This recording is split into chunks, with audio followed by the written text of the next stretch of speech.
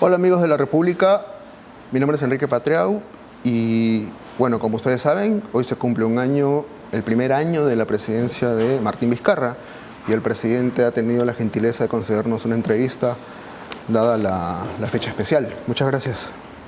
Al contrario, gracias por la entrevista, Enrique. Quería preguntarle primero si siente que lo había hecho bien o quizás siente que lo podría haber hecho mejor en estos primeros 12 meses. ¿Cuál es su principal idea sobre estos primeros 12 meses de gobierno? Mire, yo en este año he puesto mi máximo esfuerzo por hacer las cosas bien. Ajá. Siempre he buscado hacer lo correcto en cada una de las decisiones que he tomado. Pero no es reciente ahora. Mi vida profesional de hace más de 30 años siempre ha consistido en eso, en tratar de hacer lo correcto y poner el máximo esfuerzo en todo lo que uno hace. Pero es obvio que uno se pone metas y expectativas bastante altas. Este es el gran reto de su vida, ¿no? Definitivamente, claro, es la responsabilidad más importante que he asumido en toda mi vida, ¿no? ¿Y ha cumplido esas metas? Parte de ellas sí, parte de ellas sí, y algunas están en proceso, ¿no? ¿Cómo cuáles? Por ejemplo, dos sectores sociales que son básicos para cimentar el desarrollo, salud y educación, todavía no están caminando al ritmo que se quiere. O sea, sí se le ha puesto énfasis, se le da más presupuesto, pero los resultados todavía no se ven, ¿no? Entonces, esos están en proceso. ¿Esa es su principal autocrítica en estos primeros 12 meses, presidente? Es mi principal reto por consolidar, ¿no? Entonces, hay que ponerle fuerza a los sectores sociales para que den y muestren resultados, ¿no? De acuerdo. Pero, sin embargo, sí hay metas y acciones que fueron prioritarios al inicio de la gestión de este año que sí se han cumplido, ¿no? Es establecer las condiciones para que haya una estabilidad política, ¿no? Entonces, dado que asumí el cargo... Claro, en un momento de mucha efervescencia. Mucha efervescencia, mucha conflictividad, mucha inestabilidad política, que incluso generaba una sensación de frustración de la población, de toda la clase política. O sea, no había buenos y malos, todos eran malos para gran parte de la población, y en ese contexto iniciar un gobierno era bastante difícil. Entonces, establecer condiciones de estabilidad y generar en gran parte de la ciudadanía optimismo en que sí se puede cambiar la situación. ¿Usted considera que eso lo ha conseguido? Se ha conseguido. Con todavía reclamos completamente justificados, ¿no? Pero se ha conseguido el generar unas condiciones para poder trabajar como queremos. Me ha hablado de lo que usted considera que ha conseguido hacer, me ha hablado de los retos que quisiera... Que están recién caminando, digamos, ¿no? Que no van a la velocidad crucero, por decirlo de alguna manera. ¿Siente que ha fallado en algo? Desde el punto de vista que he puesto todo mi esfuerzo, mi trabajo, mi dedicación, mi honestidad, transparencia, como principios irrenunciables para hacer una buena gestión, yo considero que estamos en proceso de consolidar lo que queremos, ¿no? Pero, claro, desde diferentes ángulos de análisis de nuestra gestión se puede encontrar falencias que nosotros, de una manera bastante objetiva, también las escuchamos y estamos dispuestos a mejorar. ¿Qué falencias, por ejemplo? Por ejemplo, que la reconstrucción del norte no ha tenido la velocidad que se esperaba, ¿no? Entonces nosotros encontramos justificación en parte de ello, pero también encontramos también veracidad en ese análisis. Y entonces tenemos que decir dónde está el problema para corregirlo, ¿no? De acuerdo. Entonces, sí, reconocemos de que poner el máximo esfuerzo que lo hemos hecho no es suficiente. No es suficiente. ¿Es un tema de gestión? Tenemos que escuchar la apreciación De la gente. de la gente, o sea, de la gente, de los expertos, de los analistas, Ajá. y con mucha humildad reconocer de que hay cosas que se pudieron hacer mejor. Entonces diría que en ciertos aspectos de su primer año le ha faltado gestión. Sí, ha faltado gestión, pero no de manera general, ¿no? En aspectos específicos. En aspectos específicos, ¿no? O sea, porque obviamente lograr restablecer el orden, el principio de autoridad, la estabilidad política que ha generado un crecimiento económico bastante importante, de 4% en el primer año de gobierno, significa que ha habido gestión, y una buena gestión. Pero en algunos aspectos Han fallado. no se han cumplido los objetivos, y en consecuencia, en esos aspectos, cuando alguien dice, yo no estoy de acuerdo en un análisis general de que ha faltado gestión, ¿no? Lo que ha faltado resultados en aspectos sectoriales sumamente importantes que luego de una evaluación, que así como lo hace la población, así como lo hacen expertos, también lo hacemos nosotros, decimos sí, efectivamente, en estos aspectos vamos a mejorar. ¿Eso significa que en este segundo año, por sus palabras, le va a poner mayor énfasis en temas como educación y salud? Sí, vamos a poner mucho más énfasis en esos sectores porque es la base de la mejora social. Ajá. Que requiere todo país, ahora, toda sociedad, ¿no? ¿Qué significa énfasis? Énfasis significa, uno, asignarle más presupuesto, ¿no? ¿El ministro del MEF ya aceptó asignar más presupuesto? Claro, sí. Okay. Y ya lo hemos asignado, ¿no? Por ejemplo, el sector salud y educación tienen porcentualmente una mayor asignación presupuestal para este año 2019 que el promedio de todo. No, eso sí lo Entonces, el problema es la ejecución, ¿no? Claro, y hemos priorizado presupuestalmente a los sectores, ¿no? Entonces, mientras que el promedio de incremento presupuestal del 2019 respecto al 2018 es más o menos 6.9%, a educación hemos incrementado 11%, o sea, es decir, más que el promedio. Y a salud, 14%. Entonces, son dos sectores que han sido priorizados. Entonces, lo que quiere decir que a alguien hemos tenido que reducir, ¿no? Porque si el promedio es 6.9 y hay sectores como salud y educación que tienen un poquito más, hay otros que deben tener un poco menos, ¿no? Entonces, hay una priorización de estos sectores. Lo que tenemos que hacer ahora es el seguimiento para que este mayor presupuesto bien ejecutado se traduzca en mejores proyectos, mejores obras y, por último, una mejor atención a los ciudadanos. ¿Cuál es la impronta que quiere dejar usted? ¿Cuál es su gran reforma? ¿Cómo aspira usted a ser recordado? A usted le quedan 2 años y medio, poquito menos de presidencia. ¿Qué quiere dejar usted? Mire, yo no quisiera ser recordado por un aspecto puntual, ¿no? O sea, porque... Pero alguna gran reforma es necesaria. Es que el manejo del gobierno es tan amplio que si yo pongo esfuerzo para que se recuerden por un aspecto, quiere decir que los demás los vamos a descuidar. No digo eso. Pero se puede caminar en paralelo, sí, pero alguna gran reforma quizás... Entonces, no una. O sea, tendríamos que hablar por lo menos de 3 en todo caso, ¿no? Yo pienso de que se recuerde que este fue un gobierno que luchó contra la corrupción, ¿no?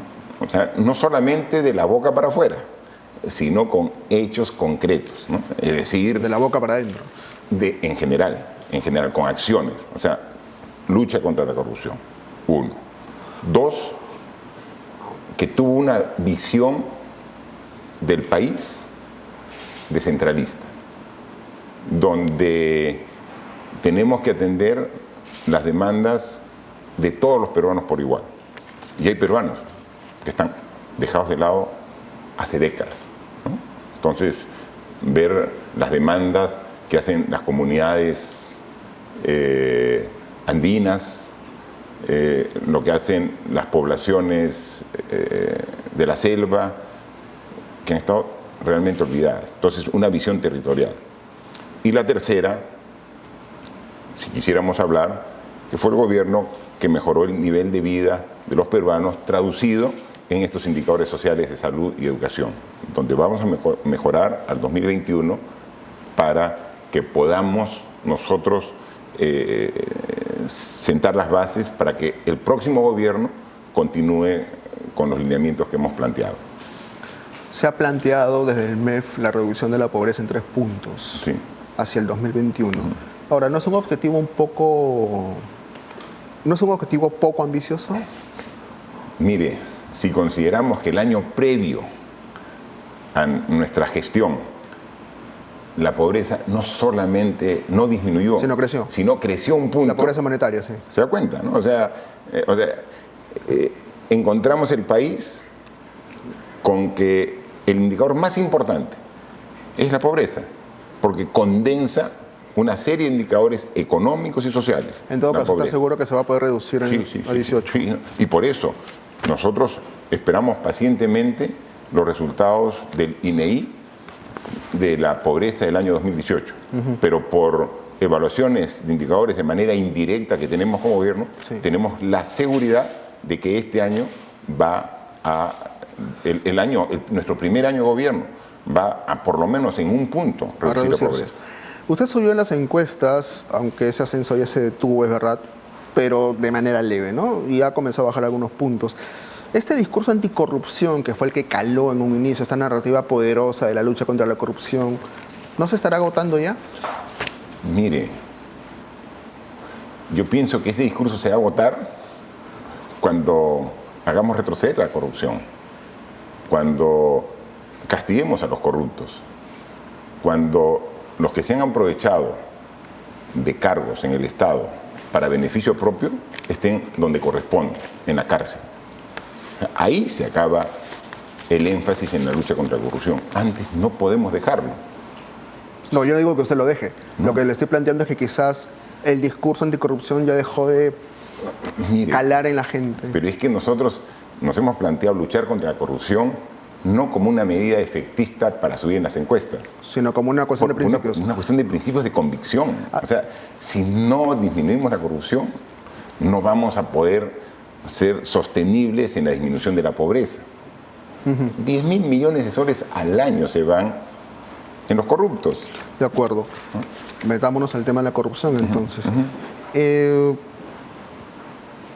Su ministro de Justicia acaba de ser interpelado. Entiendo que la censura ya no procede, por lo que escuché al vocero de Fuerza Popular que le iban a presentar Sin embargo, el mismo día de que se aprobó la interpelación, usted dijo que le parecía muy poco dinero lo que se había negociado en el acuerdo con Odebrecht, que le parecía un monto insuficiente. ¿No fue una declaración desafortunada en ese momento? ¿Por qué? En ese mismo momento, ese mismo día, su ministro le iban a aceptar la interpelación de su ministro precisamente por ese tema. Pero es que nosotros tenemos un efectivo respeto por la independencia de poderes. Nosotros respetamos al Congreso de la República. Nosotros respetamos al Poder Judicial, a todo el sistema de justicia, incluido el Ministerio Público. Pero respetar significa aceptar sus decisiones cuando coincidimos, pero más aún cuando discrepamos parcialmente sobre alguna decisión que tome. Porque es muy fácil aceptar la independencia de poderes cuando pensamos igual, pues. O sea, cuando pensamos, todas las decisiones son coincidentes, aceptamos las decisiones. Dicho de otra forma, ¿que usted piensa que se pudo negociar mejor con Odebrecht? Yo creo, o sea, es que nosotros no conocemos como Ejecutivo, y eso lo ha sustentado el ministro de Justicia, los detalles y pormenores de la negociación. De acuerdo. Pero si te hablan de un monto y la expectativa que había de reparación, pensamos que pudo ser mayor, ¿no? Pero sin embargo, aceptamos la negociación en su conjunto y la respetamos y la respaldamos para que se lleve adelante para conseguir los objetivos de esa negociación. ¿Qué opina de la reacción del fujimorismo y del aprismo y de algunas nuevas bancadas que pretenden derogar la norma, la ley 30737, sobre la que se sustenta precisamente el acuerdo de Odebrecht? ¿Le parece una medida conveniente? Pero he escuchado que después de las declaraciones poco mediáticas al respecto, después han retrocedido. Y ellos son conscientes que se requiere una norma de este tipo. Y en consecuencia, si hubiera, como toda norma, posibilidad de mejora, que la mejorará. La planteen, ¿no? Pero finalmente es que lo que ocurre a veces es que los políticos que conocemos permanentemente tienen un discurso para los medios de comunicación y otro para adentro. Y otro para la toma de decisiones. Y nosotros hemos cambiado ese estilo. Y por eso es que decimos lo que pensamos siempre. Y hay veces genera este tipo de análisis. ¿Por qué lo dijo? Porque es con sinceridad lo que pensamos. Pero eso no deja de respaldar la independencia de poderes y aceptar las condiciones con las cuales han negociado este acuerdo, ¿no? ¿Qué espera del acuerdo con OAS ya anunciado?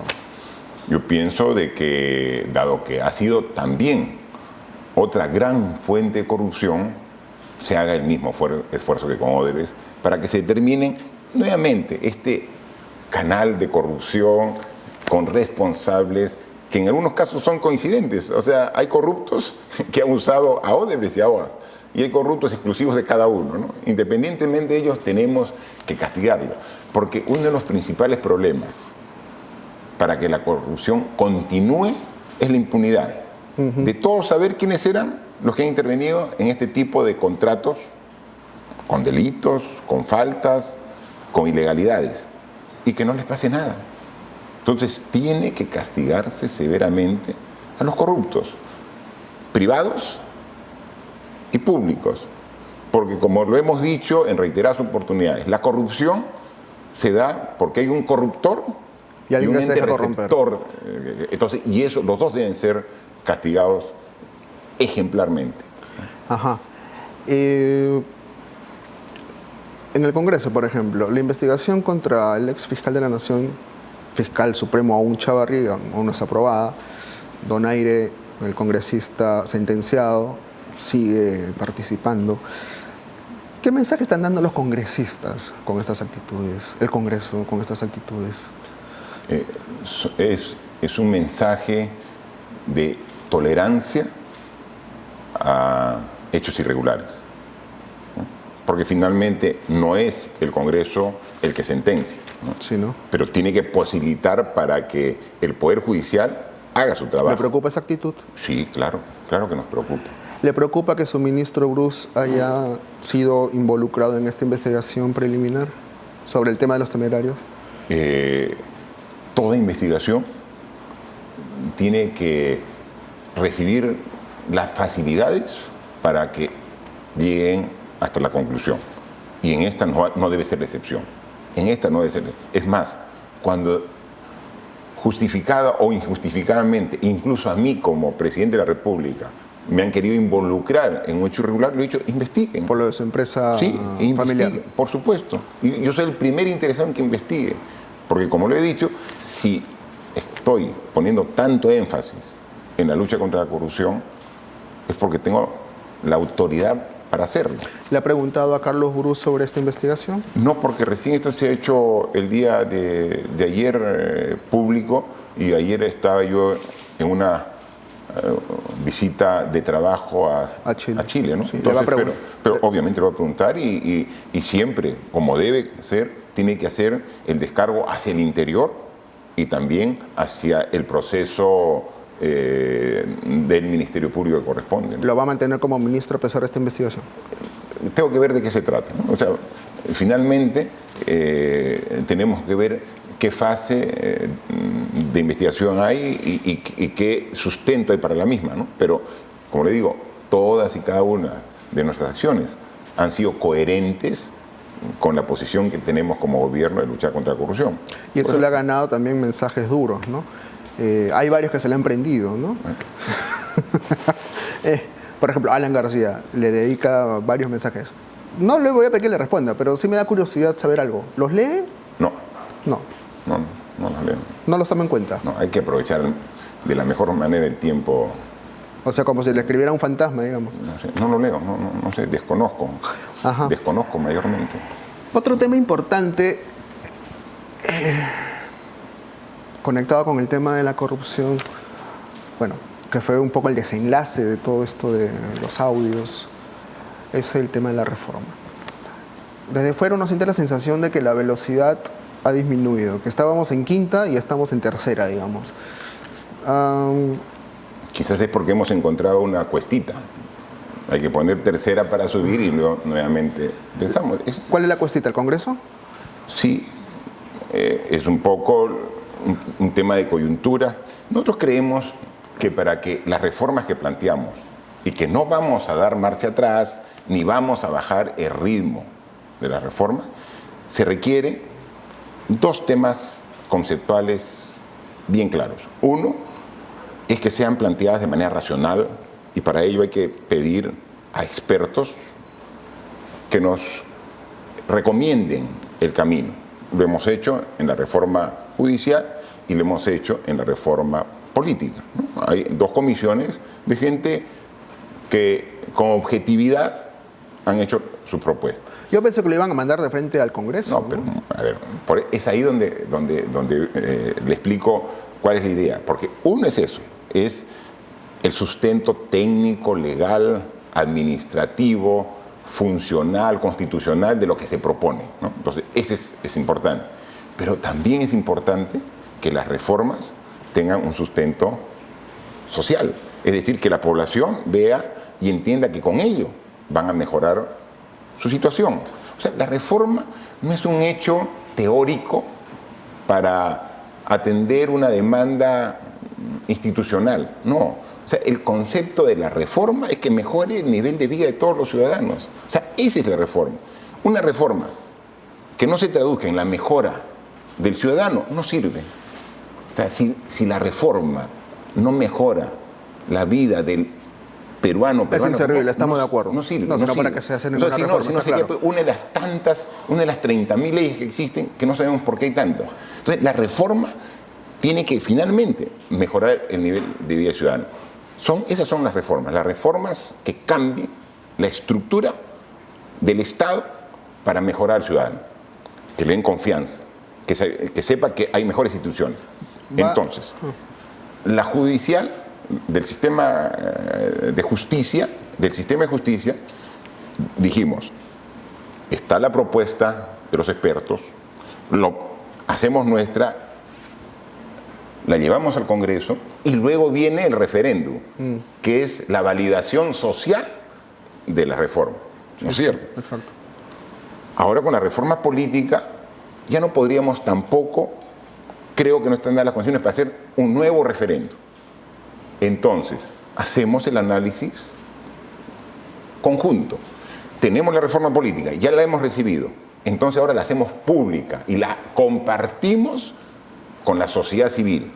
Recabamos esta validación de carácter social a través de instituciones valiosas como universidades, colegios profesionales, regiones, que puede ser un trabajo rápido. Sí. ¿Qué piensa de la bicameralidad? Que es una propuesta de la Comisión. No, y lo hemos dicho, el 28 de julio del año pasado dijimos que la bicameralidad era un planteamiento que iba a mejorar el desempeño. O sea, usted está de acuerdo con la bicameralidad. Entonces dijimos, sí, lo planteamos, pero obviamente, ¿cuál fue el problema de nuestra propuesta? El contrabando, el juego sucio, la criollada, de decir, la contaminaron y dijimos, con esa bicameralidad no. No, pero con esta nueva propuesta. Estamos evaluando, o sea, esto lo hemos recibido hace escasamente pocos días. El Ministerio de Justicia, el mismo equipo de PCM lo está evaluando y queremos también consensuar con las fuerzas sociales. De acuerdo. Ahora, en el tema de justicia hay 6 reformas, 6 normas de la reforma que están paralizadas. Lamentable.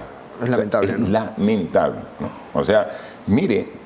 En el Congreso, ¿no? Por supuesto. Nosotros presentamos, además de las reformas constitucionales, las 4 reformas constitucionales que ya fueron, 3 aprobadas y una rechazada por la ciudadanía, 7 proyectos de ley. Exacto, y solo uno se ha aprobado. O sea, eso es ¿Amerita una cuestión de confianza este tema? Yo pienso que debemos analizar este tema con esta propuesta de reformas políticas, ¿no? Hagamos un conjunto y eso es lo que estamos viendo. Pero como, a diferencia de la reforma judicial, no va a ir a un referéndum, creemos que la reforma política debería recibir la opinión de los organismos que son representantes de la sociedad civil para que tengan cuerpo, no solamente académico, que es muy importante, sino social para hacer la presentación. ¿Cómo va a ser para que estas 6 normas avancen? Mire, lo primero vamos a intentar el camino formal. Nosotros vamos a moverlo en el Congreso. A conversar con el presidente del Congreso y decirle, bueno, ¿hay voluntad o no hay voluntad? Okay. ¿Ha sido falta de tiempo o es falta de voluntad? O falta de ganas. O falta de ganas, ¿no? Entonces, si es que se justifica que ha habido una falta de tiempo y que en los próximos días se va a corregir, obviamente estaremos vigilantes para que haga.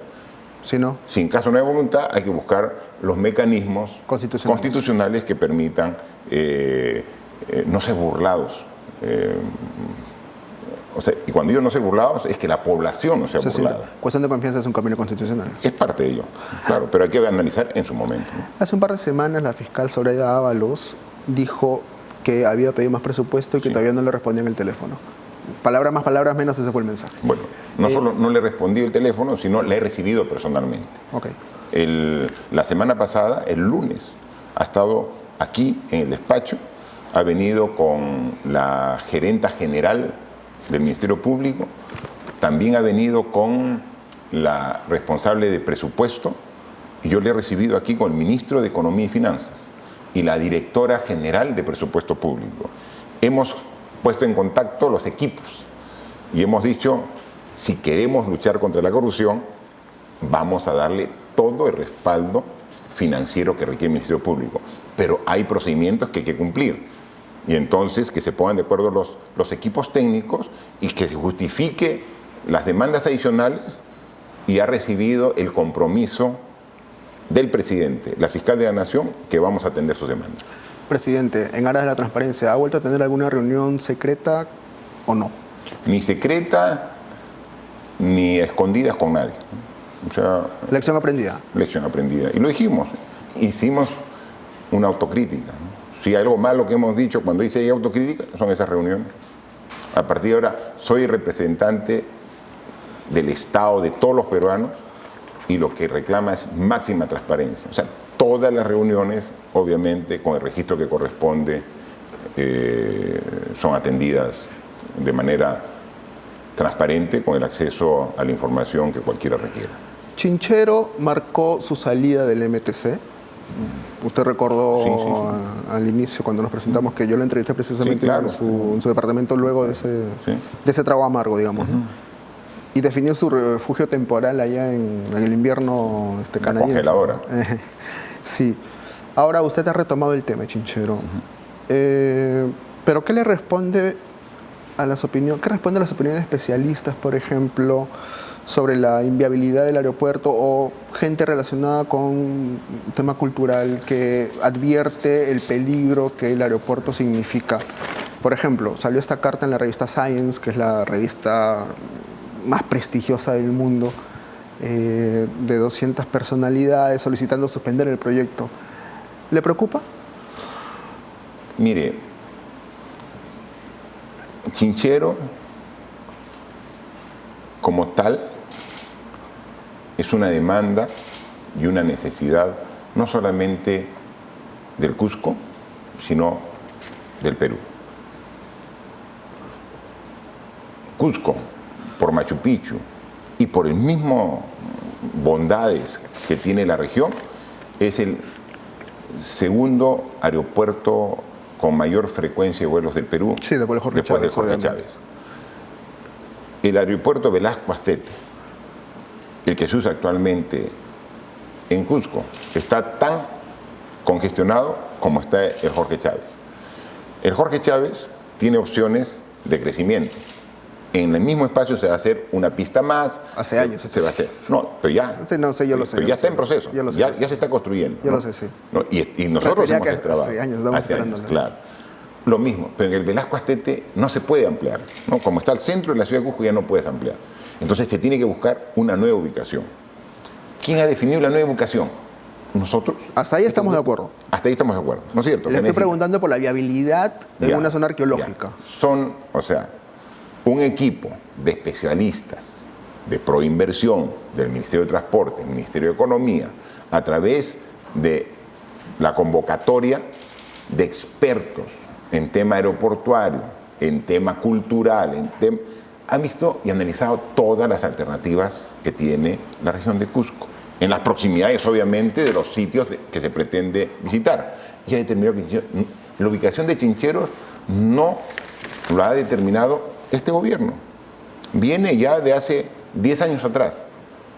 Hace 10 años atrás, a través... Ya, pero eso podría... No, es que cuando ha habido... Puede sonar a persistir en el error. Quizás, ¿no? Cuando se ha visto y se ha recibido estas observaciones, se ha pedido, antes de reiniciar el proceso de la construcción, se ha pedido que se revise.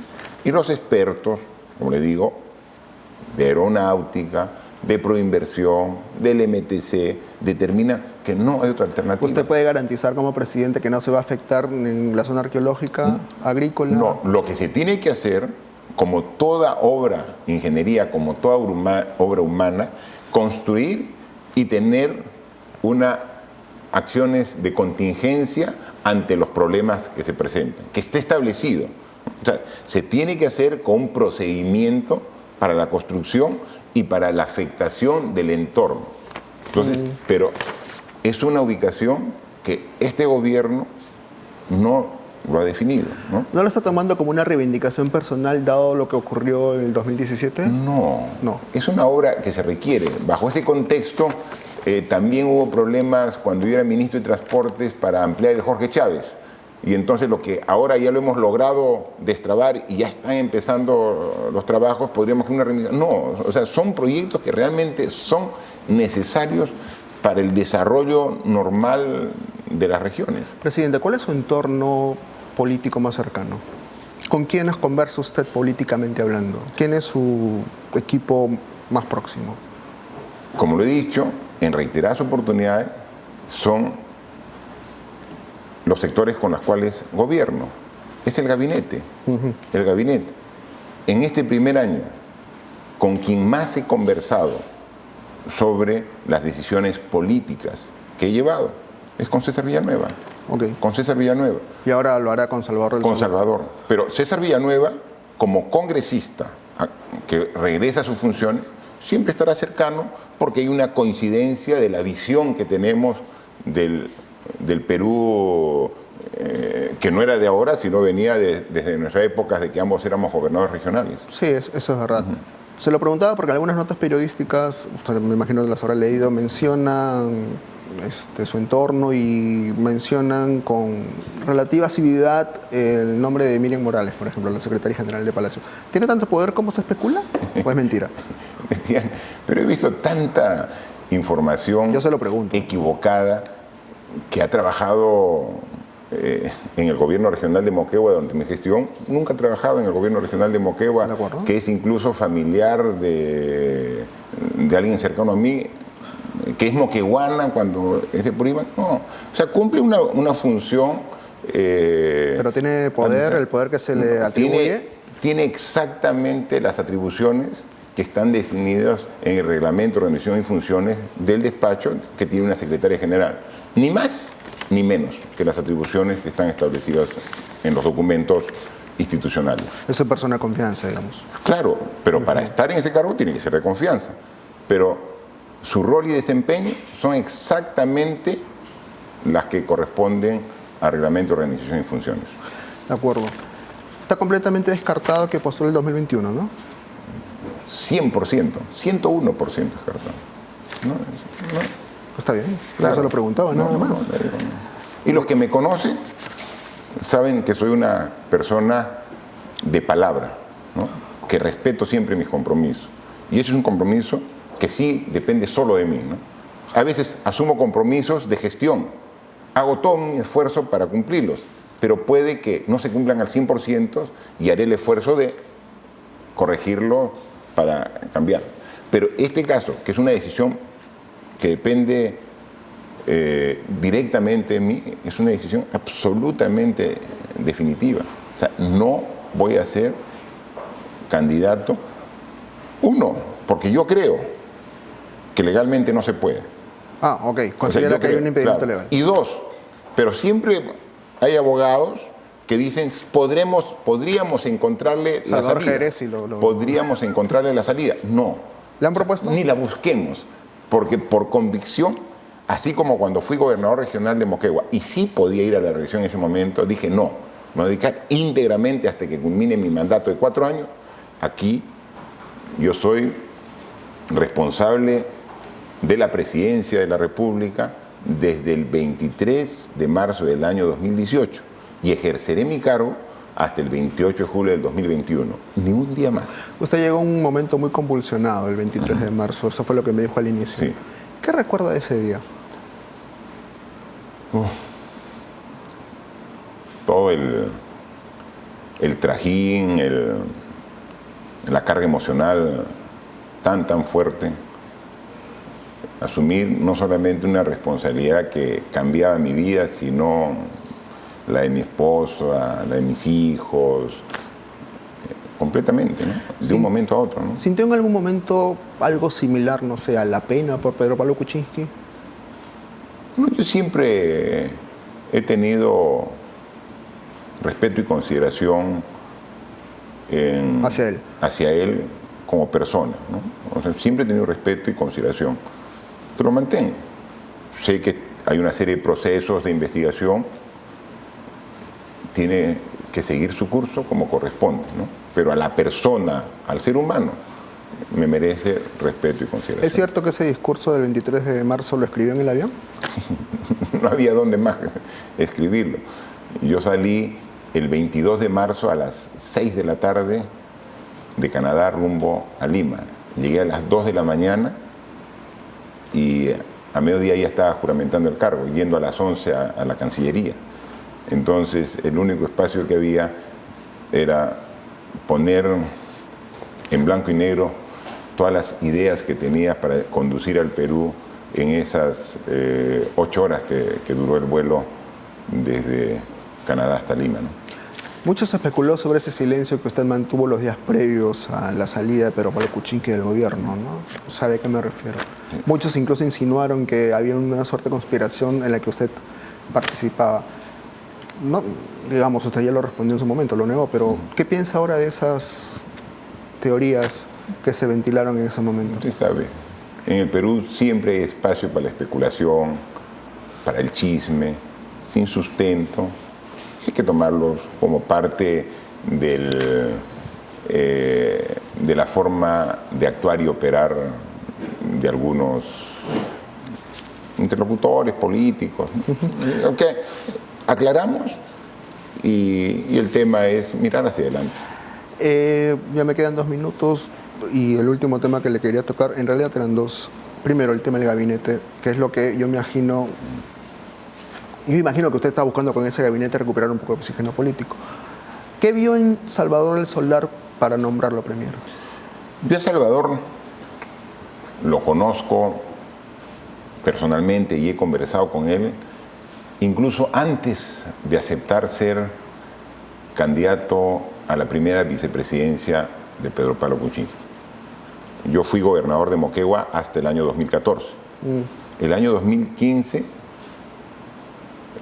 por intermedio de una tercera persona conocida de Salvador y conocida mía, pidió tener una reunión.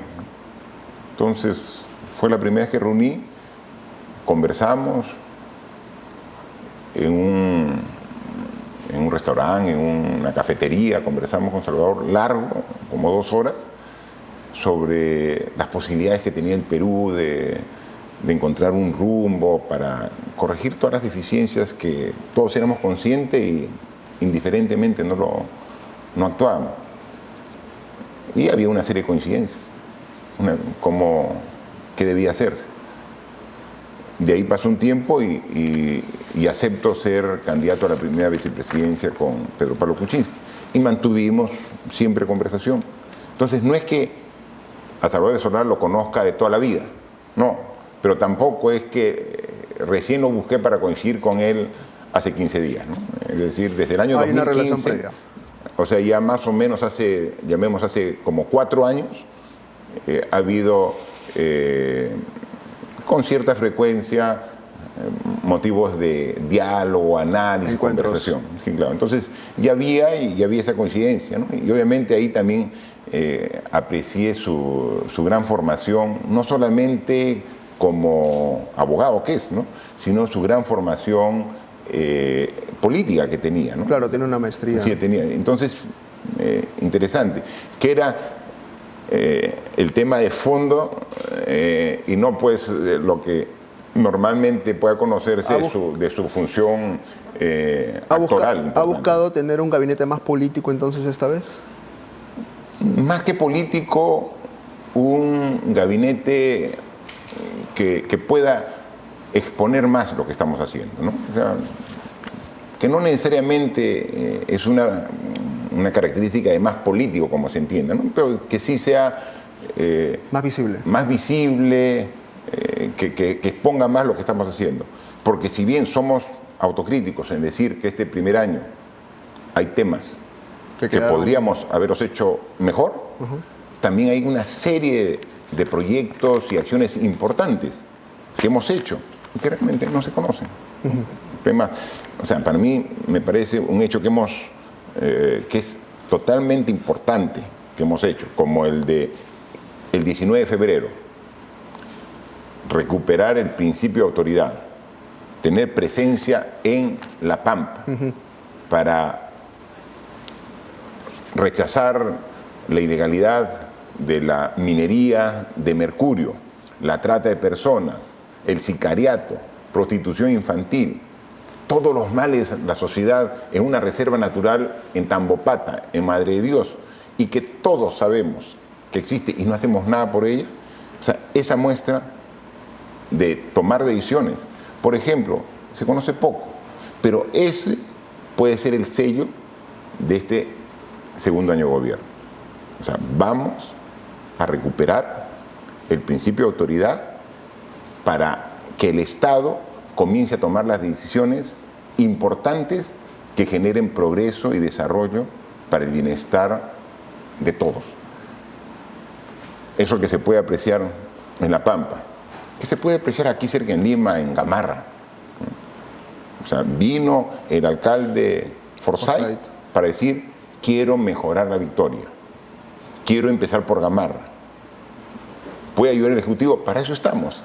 Y la última consulta. Y así como eso, intervendremos el BRAEN, y etcétera, todos estos puntos que requieren presencia de Estado, que los ha dejado abandonados por varias gestiones, ¿no? Lo de La Pampa es importante. Hay una pregunta relacionada con eso. ¿Qué piensas hacer con el tema de la violencia contra la mujer? No, trabajar en ello para mejorar la forma reactiva respecto a los agresores, que antes también existía gran impunidad contra los que ejercían la violencia contra la mujer. Ahora, si se puede dar cuenta, todos los lamentables hechos de violencia contra la mujer, todos, en el transcurso de los siguientes días, a través de una acción conjunta del Ministerio de la Mujer, el Ministerio del Interior, hemos capturado y hemos puesto a disposición del Ministerio Público. Pero eso es parte de la solución. O sea, porque realmente, si queremos solucionar, tenemos que cambiar las condiciones que generan la violencia. Y eso es un cambio de educación, desterrar el machismo, y estamos poniendo mucho énfasis a través del Ministerio de Educación, campañas para, como política de gobierno, demostrar que hombres y mujeres merecen el mismo respeto, las mismas oportunidades, y como una señal de gobierno, Gabinete paritario. En el gabinete lo estamos demostrando. De acuerdo, presidente. No le quito más tiempo porque ya me van a matar acá. Ha sido muy amable por la entrevista, y amigos de la República, la versión impresa la van a poder leer en el diario del domingo de hoy. Muchas gracias y hasta pronto.